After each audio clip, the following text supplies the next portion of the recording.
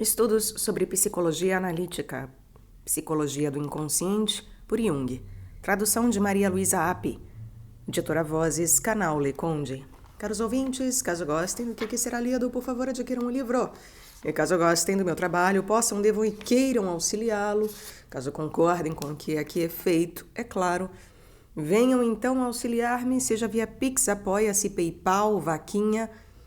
Centavos serão muito bem-vindos. Também é possível auxiliar-me entrando na lista de desejos da Amazon e nos comprando um livro, ou ainda tornando-se membro. Pelo Seja Membro, você vê várias possibilidades de assinaturas mensais que podem ser canceladas a qualquer momento, a começar por R$ 1,99 ao mês, caso isso meu trabalho valha.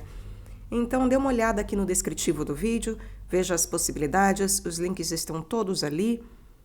Eu conto com a ajuda de vocês e também com a ajuda, claro, gratuita, curtindo, compartilhando, inscrevendo-se no canal caso já não tenham feito, comentando, porque tudo isso faz diferença em termos de engajamento, para que o YouTube entenda que este conteúdo é pertinente, tem alguma importância, alguma relevância aqui na rede.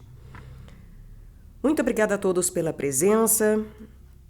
Estamos no último capítulo. E após o último capítulo, as palavras finais. Eu desejo a todos uma boa escuta. Oitavo, a interpretação do inconsciente, noções gerais da terapia. É um engano acreditar que o inconsciente é inofensivo e pode ser utilizado como objeto de jogos sociais. Não é em toda e qualquer circunstância que o inconsciente se mostra perigoso, não resta dúvida. Mas cada vez que se manifesta uma neurose, é sinal de que há no inconsciente um acúmulo especial de energia, uma espécie de carga que pode explodir. Aí todo cuidado é pouco. Para começar, não se sabe que tipo de reação provocamos quando iniciamos uma análise dos sonhos. Algo de invisível, de interior, pode ser acionado. Algo mais tarde provavelmente teria vindo à tona, de uma forma ou de outra, mas que talvez também nunca se manifestaria. É como se, na perfuração de um poço artesiano, corrêssemos o risco de topar com um vulcão. Na presença de sintomas neuróticos, é preciso proceder com o máximo cuidado. Mas os casos de neurose nem de longe são os mais perigosos. Existem pessoas aparentemente normais que não apresentam sintomas neuróticos específicos e que até se vangloriam de sua normalidade. Muitas vezes trata-se dos próprios médicos e educadores, exemplos de boa educação, que têm opiniões e hábitos de vida extremamente normais, mas cuja normalidade é uma compensação artificial de uma psicose latente, oculta. Os próprios interessados não desconfiam do seu estado. Seu pressentimento talvez só se exprima indiretamente pelo fato de demonstrarem um interesse acentuado pela psicologia e pela psiquiatria, sendo atraídos por essas coisas como a mariposa pela luz. Como a técnica analítica aciona o inconsciente e o traz à luz do dia, ela destrói, nesses casos, a compensação salutar, e o inconsciente irrompe em forma de fantasias que não podem mais ser contidas, acarretando, consequentemente, estados de excitação. Elas podem conduzir, eventualmente, direto à doença mental, ou antes que isso aconteça, provocar o suicídio. Estas psicoses latentes, infelizmente, não são tão raras como pode parecer. O perigo de casos desse tipo é uma ameaça constante para a pessoa que lida com a análise do inconsciente, mesmo que disponha de grande experiência e habilidade. A inabilidade, as interpretações falsas ou arbitrárias, etc., podem pôr a perder casos que não teriam necessariamente uma conclusão trágica. Tal risco, aliás, não é exclusivo da análise do inconsciente, mas é inerente a qualquer intervenção médica, na medida em que esta for errada.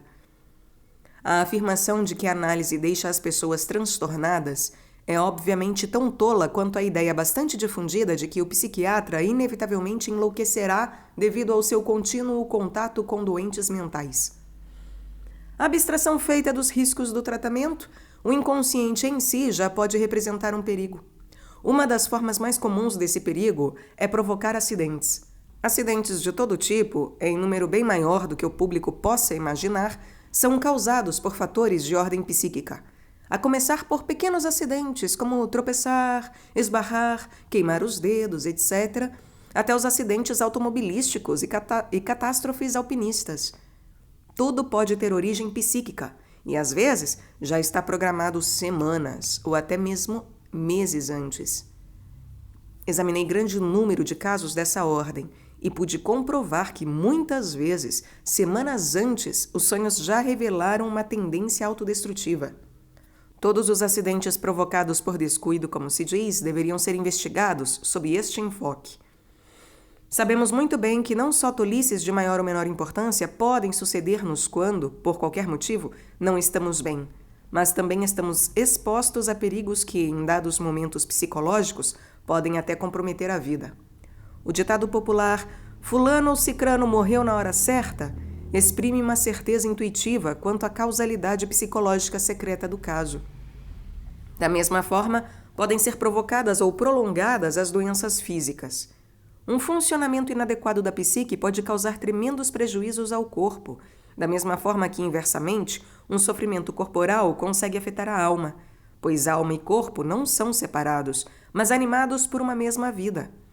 Assim sendo, é rara a doença do corpo, ainda que não seja de origem psíquica, que não tenha implicações na alma. É rara a doença do corpo, ainda que não seja de origem psíquica, que não tenha implicações na alma. Mas não seria justo salientar unicamente o lado negativo do inconsciente. É comum o inconsciente ser desfavorável ou perigoso, por não concordarmos e, portanto, nos opormos a ele. A atitude negativa em relação ao inconsciente, isto é, a ruptura com o mesmo, é prejudicial, na medida em que a sua dinâmica é idêntica à energia dos instintos. A falta de solidariedade com o inconsciente significa ausência de instinto, ausência de raízes. Quando conseguimos estabelecer a função denominada função transcendente, suprime-se a desunião com o inconsciente e então o seu lado favorável nos sorri. A partir desse momento, o inconsciente nos dá todo o apoio e estímulo que a natureza bondosa pode dar ao homem em generosa abundância. O inconsciente encerra possibilidades inacessíveis ao consciente, pois dispõe de todos os conteúdos subliminais que estão no limiar da consciência. De tudo quanto foi esquecido, tudo que passou despercebido, além de contar com a sabedoria da experiência de incontáveis milênios, depositada em suas estruturas arquetípicas. O inconsciente está em constante atividade e vai combinando seus conteúdos de forma a determinar o futuro. Produz combinações subliminais prospectivas, tanto quanto o nosso consciente. Só que elas superam de longe em finura e alcance as combinações conscientes. Podemos confiar ao inconsciente a condução do homem quando este é capaz de resistir à sua sedução. O tratamento prático orienta-se pelo resultado terapêutico alcançado. O resultado pode sobreviver em qualquer etapa do tratamento, independentemente da gravidade ou da duração do mal. E, inversamente, o tratamento de um caso grave pode estender-se por muito tempo sem atingir graus mais elevados de desenvolvimento ou sem que os mesmos precisem ser atingidos. Existem relativamente muitas pessoas que, mesmo depois de receber alta na terapia, percorrem etapas mais avançadas de transformação, por amor ao próprio desenvolvimento. Logo, não é verdade que é preciso ser um caso grave para percorrer todo o desenvolvimento. Em todo caso, só os predestinados, os que são chamados desde o berço, os que têm capacidade e impulso para uma diferenciação maior, é que atingem um grau mais elevado de consciência. Como é sabido, as pessoas divergem enormemente neste aspecto. São comparáveis às espécies animais, que se distinguem em espécies conservadoras e evolutivas. A natureza é aristocrática, mas não no sentido de reservar a possibilidade da diferenciação exclusivamente a espécies de alta categoria. O mesmo se dá com a possibilidade do desenvolvimento psíquico. Ela não é reservada apenas a uma elite de indivíduos particularmente bem dotados. Em outras palavras, para se completarem extensas etapas da evolução, não é preciso ter inteligência especial nem outros talentos, pois neste desenvolvimento as qualidades morais podem suprir as lacunas da inteligência.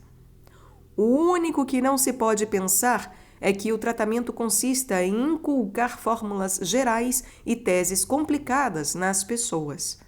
Não se trata disso. Cada qual pode conquistar o que necessita, à sua maneira e em sua própria linguagem. As explicações que dei neste trabalho são formulações intelectuais, mas não é bem assim que conversamos durante a sessão de terapia. Os pequenos incidentes casuísticos que fui intercalando no texto já dão uma ideia mais aproximada do que seja o trabalho na praxis. Mas se o leitor, depois de todas as explanações dos capítulos precedentes, disser que ainda não conseguiu ter uma clara ideia sobre o que seja a teoria e a praxis da psicologia moderna, da psicologia médica moderna, isso não seria de espantar. Eu atribuiria a culpa à precariedade dos meus recursos descritivos, insuficientes para englobar num quadro concreto e plástico todo aquele conjunto imenso de pensamentos e experiências que é o objeto da psicologia médica. A interpretação de um sonho, colocada no papel, pode parecer arbitrária, confusa e artificial, mas na realidade pode ser um drama de incomparável realismo. Viver um sonho e sua interpretação é algo bem diverso de uma morna infusão sobre o papel. No fundo, tudo é experiência nessa psicologia. Mesmo a teoria, até em suas elaborações mais abstratas, resulta diretamente de uma experiência. Por exemplo, quando faço restrições à unilateralidade da teoria sexual de Freud, não quero dizer que ela se baseie numa especulação sem fundamento. Muito pelo contrário, ela também é um retrato fiel de fatos reais, observados na praxis, forçosamente. Se estas observações deram ensejo ao desenvolvimento de teorias unilaterais, isto mostra apenas o enorme poder de persuasão objetiva e subjetiva dos fatos observados. É quase impossível exigir que o estudioso isolado se eleve acima das suas impressões pessoais mais profundas e de sua formulação abstrata, pois a aquisição dessas experiências, bem como a elaboração racional das mesmas, por si só já constituem tarefas para toda uma vida. Eu pessoalmente tive a grande vantagem em relação a Freud e Adler, de que a minha formação não veio da psicologia das neuroses e suas unilateralidades. Vim da psiquiatria, bem preparado por Nietzsche para a psicologia moderna. Pude observar a interpretação freudiana e a concepção adleriana. Fui colocado logo de início no meio do conflito e vi-me obrigado a levar em conta a relatividade de todas as opiniões já existentes, bem como a dos meus próprios pontos de vista, isto é, a considerá-los como expressões de um determinado tipo psicológico. Como vimos, o caso de Breuer foi decisivo para Freud. Assim também uma experiência decisiva está na origem das minhas próprias interpretações. O caso de uma jovem sonâmbula que pude observar durante muito tempo, enquanto estagiava numa clínica, quando estudante. Tornou-se o tema da minha tese de doutoramento. Para um conhecedor da minha produção científica, a comparação desse estudo, feito 40 anos atrás, com as minhas ideias ulteriores, não deixará de ter algum interesse. O trabalho neste campo é pioneiro. Muitas vezes me enganei e, não raro, tive que aprender tudo de novo. Mas sei, e por isso me conformei, que é só da noite que se faz o dia e que a verdade sai do erro. As palavras de Guillaume Ferreiros sobre a misérável vanité de savant serviram-me de advertência. Por isso eu nunca tive medo do erro. Nem dele me arrependi seriamente, porque para mim a atividade científica da pesquisa nunca foi uma vaca de leite ou um meio de prestígio, mas um debate amargo, forçado pela experiência psicológica diária junto ao doente. Por este motivo, nem tudo o que exponho foi escrito com a cabeça. Muita coisa também saiu do coração. Peço que isso seja levado em conta pela generosidade do leitor, quando ele, ao buscar a correção intelectual, deparar com trechos um tanto descosidos. Uma composição só pode ter fluência e harmonia quando se escreve sobre coisas bem sabidas. Mas quando a necessidade de ajudar e de curar nos impele a sair à procura de novos caminhos, é inevitável que se fale de coisas que ainda não estão bem assimiladas. Palavras finais. Para finalizar, quero desculpar-me junto ao leitor por ter ousado dizer em tão poucas páginas tantas coisas novas e de compreensão difícil. Estou pronto a receber sua crítica, porque considero que todo aquele que, afastando-se do caminho comum, se dispuser a abrir trilhas próprias, tem o dever de comunicar à sociedade tudo quanto encontrou em suas viagens de exploração. Se foi água fresca para o alívio dos sedentos ou apenas os desertos de areia do equívoco estéril. O primeiro serve para ajudar, o segundo para prevenir. Mas não é a crítica particular de cada um dos contemporâneos, mas os tempos vindouros que vão decidir se é verdade ou não tudo isso que acaba de ser descoberto. Existem coisas que ainda não são verdade, ou que hoje ainda não podem ser aceitas como verdade, mas amanhã talvez possam sê-lo.